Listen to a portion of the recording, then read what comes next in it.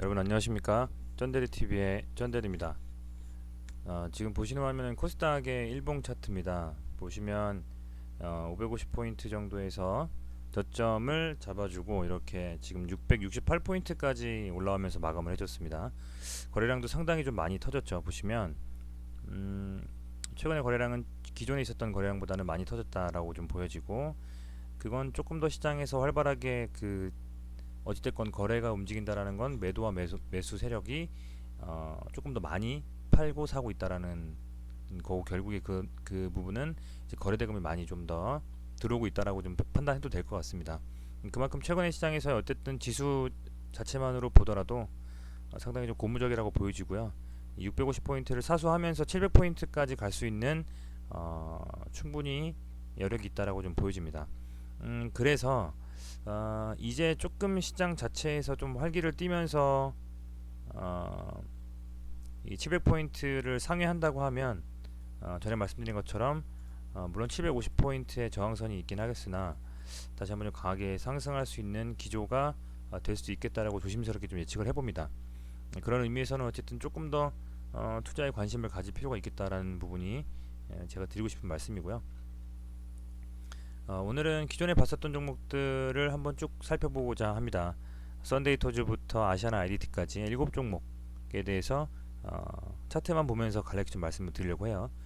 먼저 썬데이토즈 같은 경우에는 기준봉이 어떤 그 사고팔고의 기준이 되는 기준봉을 이 기준으로 잡고요.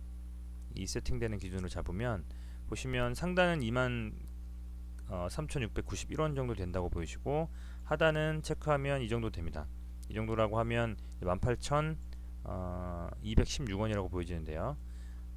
이 하단인 이 부분을 깨지 않고 다 지워보겠습니다. 다시 한번 다 지워볼게요. 이것만 가지고 보겠습니다. 이것만. 여기는 23,700원 정도, 여기는 18,000원. 이 18,300원 정도를 깨지 않는다라고 하면 다시 한번 반등할 수 있다라고 보여지는 상태에서, 어찌됐건 하락 추세를 이 양봉 도지 후에 상승 추세로 바꾸면서 최종 종가가 24,300원, 그러니까 23,750원 위에서 마무리를 했습니다. 뿐만 아니라 5이평선의 상단에 이렇게 걸치면서 마감을 했기 때문에 거래량은 조금 커지고 있고, 역시 마찬가지로 윗꼬리를 조금은 달았으나 이 라인을 지켜줬기 때문에 조금 더 상승의 여력이 있겠다라고 좀 보여집니다. 물론 뭐 월요일 같은 경우에 조금 빠지면서 음봉이 떠서 다시 한번 5일선을 터치해줄 수 있겠지만, 5일선을 지켜준다라고 하면 썬데이토즈가 조금 더 계속 야금야금 상승을 하면서 이 금액 27,000원 정도까지, 그러니까 지금 기준으로 보면 한 10% 정도라고 보여지네요. 10%에서 한 15% 정도 사이까지는 다시 한번 조정을 좀 받을 수는 있겠으나 갈 수 있겠다라고 좀 생각이 듭니다. 그래서 가지고 계신 분들은 좀 보유하는 관점으로 보셨으면 좋겠고요. 좀 상승할 수 있는 그림이다라고 좀 보여지고, 5이평선만 지켜준다라고 하면 매도 관점보다는 매수 관점으로 좀 보유할 수 있겠다라고 좀 생각이 듭니다.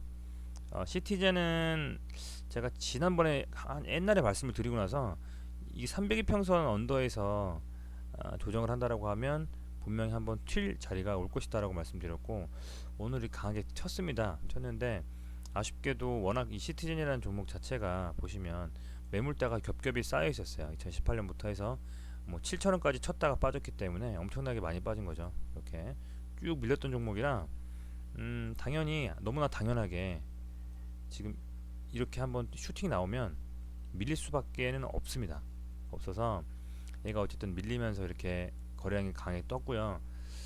그렇다고 하더라도 저는 생각이 이래요. 물론 이렇게 한번 쭉 밀렸지만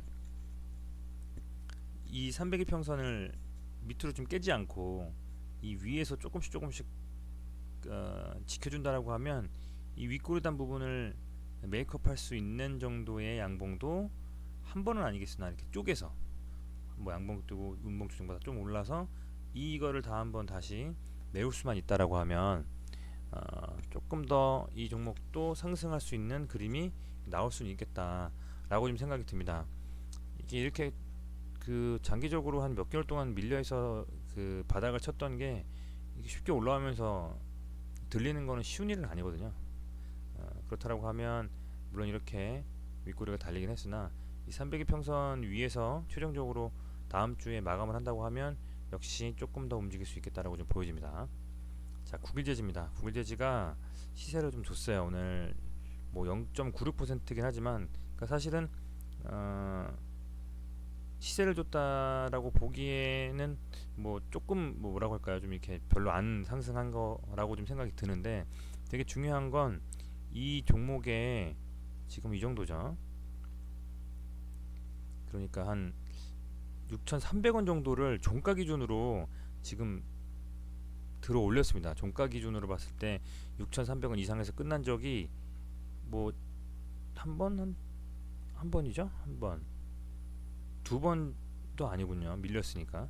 거의 근래에 종가 기준으로는 이 6,300원이라는 금액이 거의 가장 높은 금액과 맞닿아 있습니다. 이 장중에 윗골이 달고 빠진 거 말고 최종적으로 종가 금액으로는 상당히 높은 금액이기 때문에 국일제지로 다음 주에 한번 크게 양봉이 나올 수 있는 이렇게 힘이 실릴 수 있는 그림이 좀 나올 것 같습니다.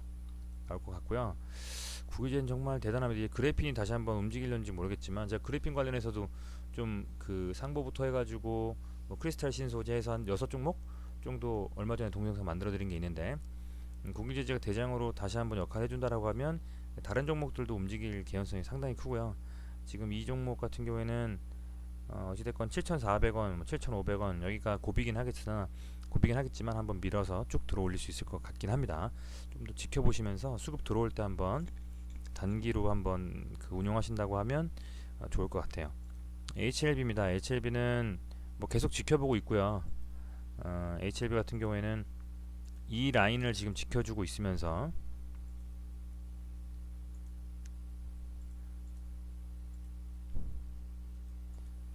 빠지지 않고 있어요. 그렇다고 하면 조금 더 조정을 받다가 위로 칠 수 있는 그림은 분명히 나올 거는 같습니다.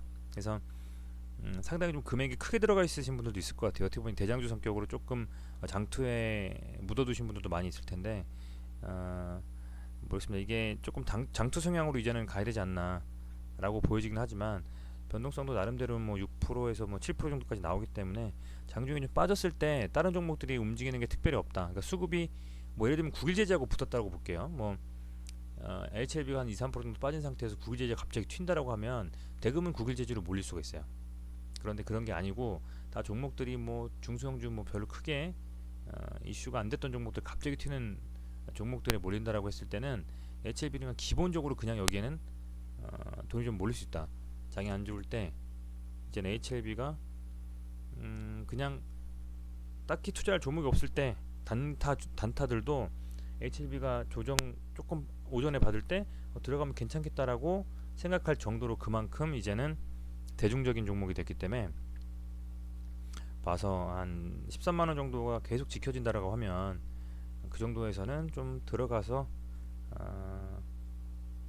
뭐라고 할까요? 좀 버텨주는 것도 괜찮을 것 같습니다. 단기적으로 막 단타치기에는 종목이 좀 무겁고 이제는 너무 대중적인 종목이 됐기 때문에 그런 것들은 좀 하겠지만 조금 안 맞다고 보여지긴 하는데 지금 이 정도 금액을 계속 지켜주면서 양봉을 띄우고 있다라는 거는 다시 한번 좀 상승하면서 조정을 받아 상승하면서 좀 올라가고 특히 이 3 흑산병이죠. 이 3개 연속으로 일봉상으로 음봉 나온 것들도 양봉을 좀 채워주는 그림이 나온다고 하면 정말 크게 상승할 수도 있어 보입니다. 좀 더 지켜보시고 움직이셨으면 좋겠어요. 13만원 정도라는 라인은 깨지지 않고 계속 지켜주고 있기 때문에 상승의 무게를 두는 게 맞다 라고 좀 보여지고 있습니다. 남선알루미늄입니다. 아주 시세를 강하게 주고 계속 올라주고 있고요. 이낙연 총리가 이제 뭐 총선이건 대선이건 상당히 좀 이슈가 되는 분이기 때문에 남아있는 그 민주당 쪽에서 그러니까 여당 쪽에서 남아있는 제대로 뭔가 힘을 쓸 수 있는 후보들이 점점 줄고 있어요. 뭐 안희정 후보도 이제 좀 힘들어졌고 그리고 김경수 후보도 김경수 도지사죠. 또 이제 뭔가 대권에서 좀 멀어진 느낌? 왜냐면 뭐 확정은 아니지만 어쨌든 징역형이 막 선고되고 그랬잖아요. 오늘 그런 것도 있고 막 여러 가지가 있는데 그래도 막 그 노이즈 없이 있는 분은 이분밖에 없다라는 시장의 판단이 쓰는 것 같아요. 그래서 정치 테마주로는 지금 뭐 이낙연 총리 관련주가 상당히 독보적이다라고 말씀을 드릴 수 있을 것 같고, 역시 뭐 크게 세력이 털고 나오거나 그런 건 아니에요. 근데 다만 금액이 상당히 높기 때문에 여기서 조금 이렇게 비비면서 한 번쯤 오를지 아니면 조정받다 그냥 밀릴지는 한번 보셔야 되겠다는 생각이 좀 듭니다. 유심히 남선알미님은 꼭 보셨으면 좋겠어요.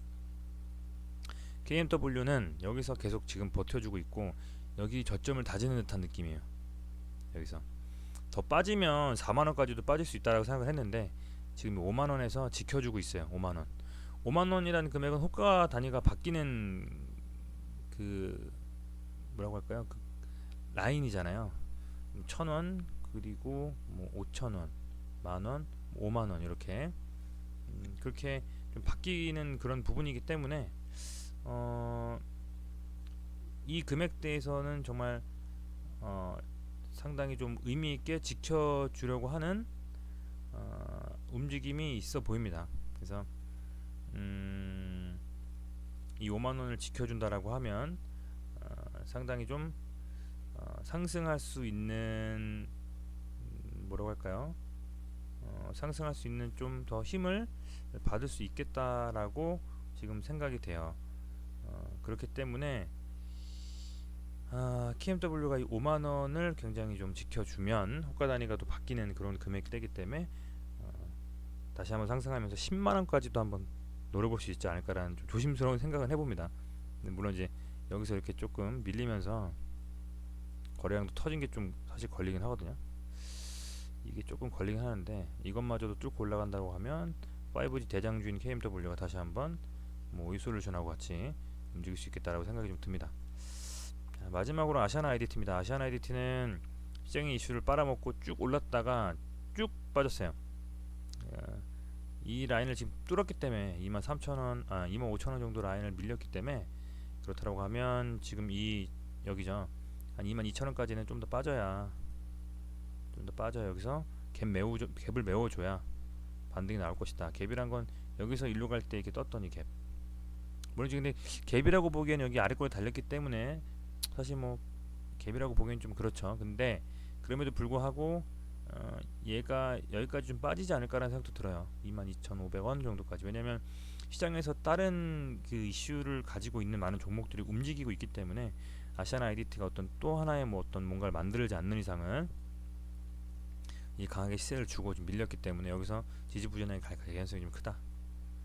거래가 많이 빠지긴 했지만 좀 그런 생각이 들고요. 여기서 만약에 이렇게 반등을 해주면서 좀 움직이거나 한다고 하건 모를까. 그게 아니라고 하면 조금 투자에는 조심스럽게 22,000원, 3,000원까지 좀 확인하시고 물타기를 하셔도 물타기를 하시는 게 맞지 않나 라고 좀 조심스럽게 말씀드려봅니다. 이 정도 오늘 말씀드리겠습니다. 우선은 뭐 막 새롭게 튀는 종목들에 대해서 말씀드리기보다는 기존에 있었던 종목들이 저점을 다지거나 혹은 어떤 변곡점을 상승의 신호를 찾거나 하는 부분에서 좀 들어가서 기다려주는 그림이 더 나을 거라 생각을 하기 때문에 이 종목들을 좀 말씀을 드렸고요. 단기적으로 트레이딩하는 부분에 대해서는 뭐 거래 대금 상위 종목에 당일날 들어가는 게 맞습니다만 그런 것들에 대해서는 조금 말씀드린 건 그 배제하고요. 오늘은 이렇게 7종목에 대해서 간단히 말씀드렸습니다. 도움이 되셨으면 좋겠고요. 어쨌든 주말 잘 보내시고 구독과 좋아요 꼭 좀 부탁드리겠습니다. 고맙습니다.